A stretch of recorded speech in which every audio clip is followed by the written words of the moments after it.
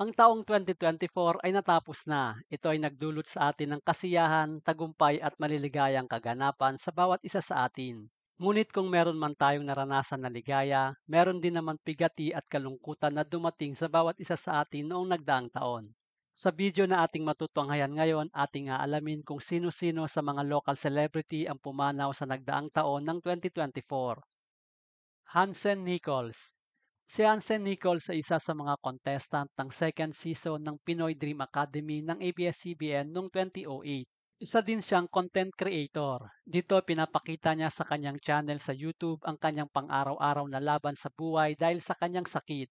Si Hansen ay na-diagnose na mayroong stage 4 lung cancer noong 2023. January 12, 2024 nang si Hansen ay pumanaw dahil na rin sa kanyang karamdaman. Lubos naman ng kalungkutan ang nadama ni Bugoy Drilon nang si Hansen ay sumakabilang buhay dahil kasabayan niya ito sa Pinoy Dream Academy. Hindi lang kasi batchmate ang turing niya dito kundi isang matalik na kaibigan. Jacqueline Jose. Si Mary Jane Santa Ana Gook o mas kilala sa tawag na Jacqueline Jose ay pinanganak noong October 21, 1963 sa Angeles City, Pampanga. Una siyang lumabas sa pelikulang Chicas noong 1984 at nasundan pa ito ng pelikulang Private Show ng nasabi ring taon. Hindi matatawaran ng kanyang husay pagdating sa pag-arte na nagbigay sa kanya ng maraming parangal sa iba't ibang award-giving bodies. Siya lamang ang nag-iisang Pilipino na nagwagi sa Cannes Film Festival bilang Best Actress para sa pelikulang Marosa noong 2016. Marami ang nagulat nang malaman ng balita na pumanaw na ang aktres sa kanyang sariling bahay noong umaga ng March 2, 2004 dahil sa heart attack. Ito ay kinumpirma ng kanyang anak na si Andy Eigenman. Ang aktres ay 60 taong gulang. Maita Sanchez. Ang aktres-politisyan na si Girlie Javier Ejercito o Maita Sanchez sa showbiz ay pinanganak sa Pagsannan, Laguna noong April 2, 1969. Siya ay may bahay ng aktor-politician din na si E.R. Ejercito. 2015 nang madiagnose si Maita ng stage 2 breast cancer. Sa pamamagitan ng mga serye ng gamutan ay naging cancer-free ang aktres at gumaling ng tuluyan noong 2017. Ikinabahala naman ng pamilya nang madiagnose itong muli na mayroon itong stage 4 endometrial cancer noong 2023. Pumanaw si Maita Sanchez sa edad na 55 noong November 3, 2024 sa St. Luke's Medical Center sa Quezon City. Naiwan ng aktres ang kanyang asawa at ang kanilang 6 na anak. Ang komedyanteng si Dinky Du Jr. ay pumanaw noong July 2, 2024 sa edad na 66. Ito ay kinumpirma ng kanyang anak na babae sa pamamagitan ng Facebook post sa mismong account ng aktor. Hindi na binanggit pa ng pamilya kung ano ang dahilan ng pagpanaw ng aktor-komedyan. Bagamat napabalita na nagkaroon ito ng sakit na diabetes noong 2008 at komplikasyon dala ng high blood. Si Dinky Du ay nagsimula sa showbiz para sa pelikulang Inday-Inday sa Balitaw noong 1986. Mula noon ay madalas nang gumanap ang aktor na sidekick o best friend ng bida sa pelikula mapa-action man o sa komedya. Floy Quintos. Ang direktor at playwright na si Floy Quintos ay pumanaw noong April 27, 2024 sa edad na 63 dahil sa heart attack. Ang kanyang pagpanaw ay inannounce ng kanyang pamangkin na si Selena sa Facebook. Si Floy Quintos ay isinilang noong April 17, 1961 sa Manila. Sa teatro talaga nagningning ang kanyang pangalan. Ilan sa kanyang mga sikat na likang sining ay ang The Kundiman Party, Angry Christ, at ang The Reconciliation Dinner.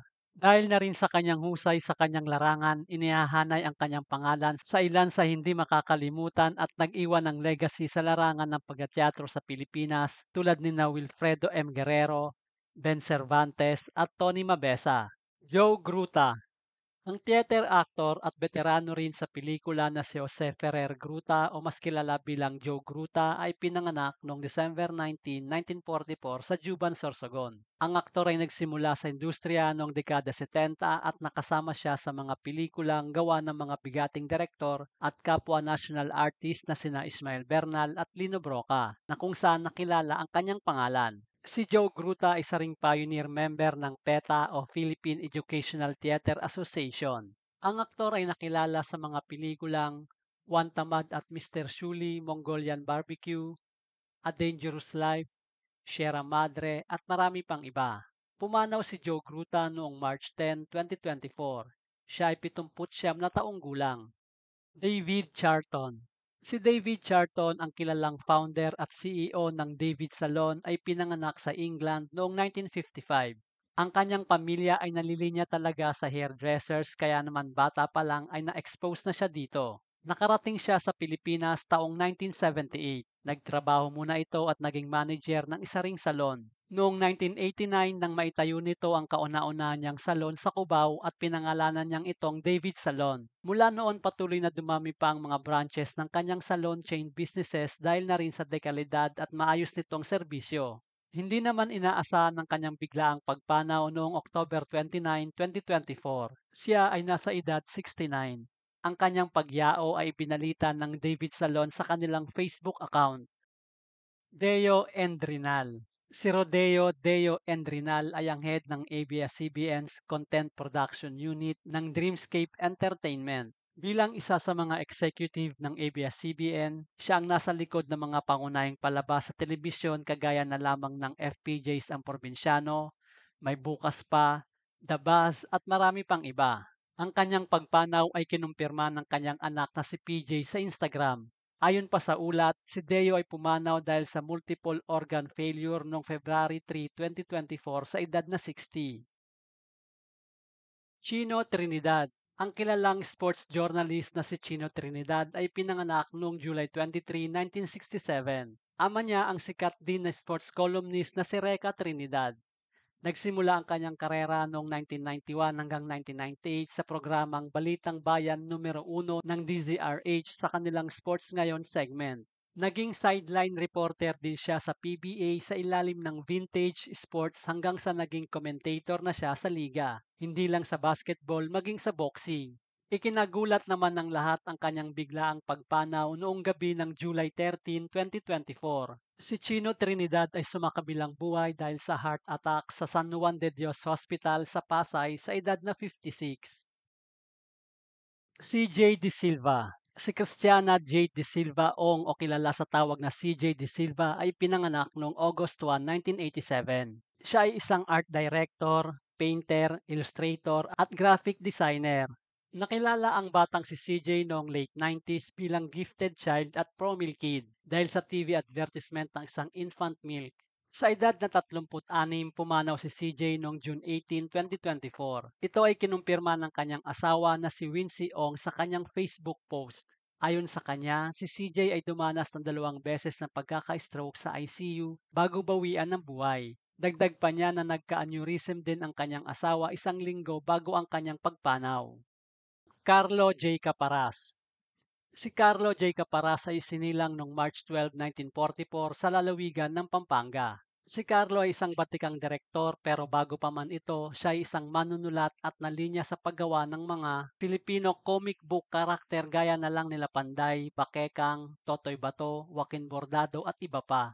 May 20, 2024 nang pumanaw si Direk Carlo J. Caparas at ito ay kinumpirma ng kanyang anak na si Peach Caparas mula sa kanyang Facebook post. Hindi na idinetalye pa ng pamilya kung ano ang dahilan ng pagpanaw ng batikang writer-director. Corita. Si Socorro Avellino o mas kilala sa tawag na Corita ay isinilang noong June 27, 1951. Isa siyang mga awit, songwriter ng mga folk at country song. Si Corita ay kilalang OPM singer at may tuturing na icon sa larangan ng musika.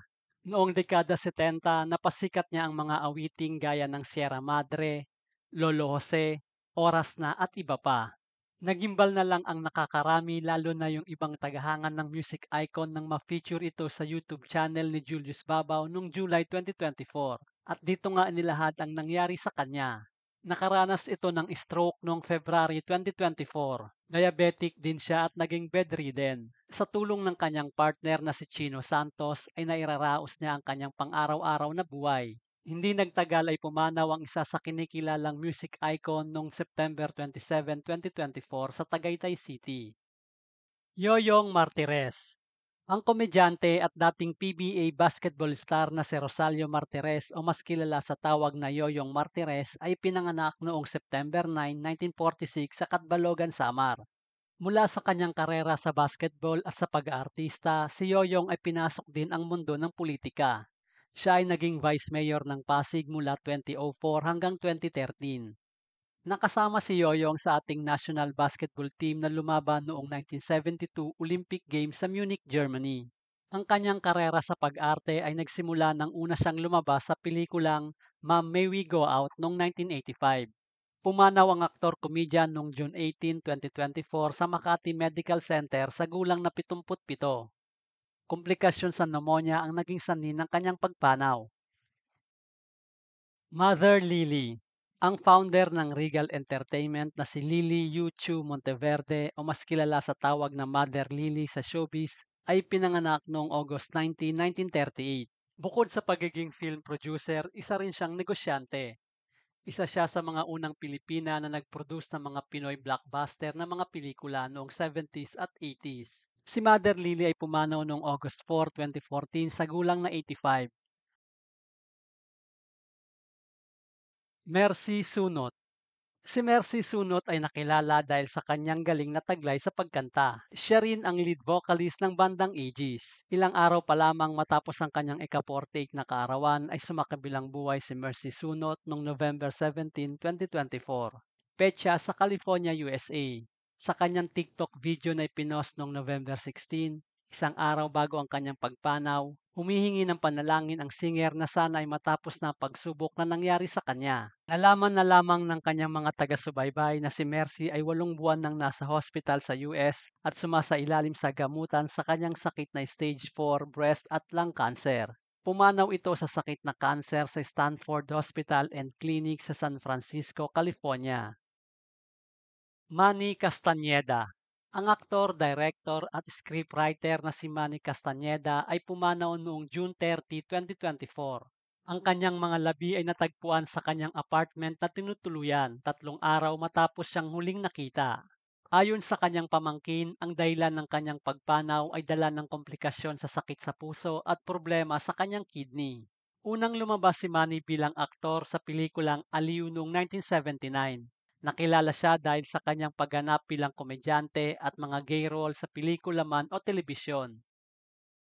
Bert Martinez. Si Alberto Dante Garcia Martinez o Bert Martinez ay pinanganak noong November 25, 1936. Pumanaw siya noong May 20, 2024 sa edad na 87. Siya ang nagbukas ng pinto sa kanyang mga anak na sina Albert at William Martinez na pasukin ang showbiz bago pa man naging matinee idol ang mga ito. Nagsimula pa noong 60s ang acting career ni Bert hanggang sa kasagsagan ng kanyang karera noong pasimula ng 80s. Ilan sa kanyang mga pelikula ang Trigger Squad, Siete Bandidos, Tres Desperados, Genghis Band, Agent 123 at Jack and Poy. Ang kanyang huling proyekto na ginampanan ay ang palabas sa telebisyon ng ABS-CBN na may pamagat na may bukas pa noong 2009.